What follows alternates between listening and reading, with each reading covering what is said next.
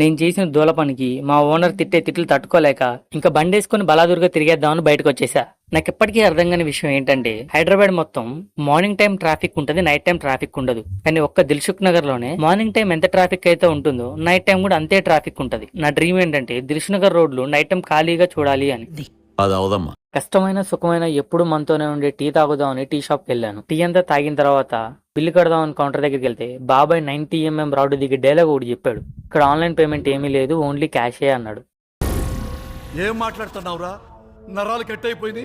ఆ ఒక్క మాట విన్న తర్వాత మైండ్ మొత్తం మడతబడిపోయింది. బాబాయ్ మా దగ్గర క్యాష్ ఏం లేదు, కొన్ని కప్పులు ఏమన్నా కడగమంటావా బాబాయ్ అని అడిగా. నీ ఫేస్ చూస్తుంటే కప్పులు కడిగేలా కనిపించట్లేదురా, కన్నాలేసే వాళ్ళ ఉంది అన్నాడు.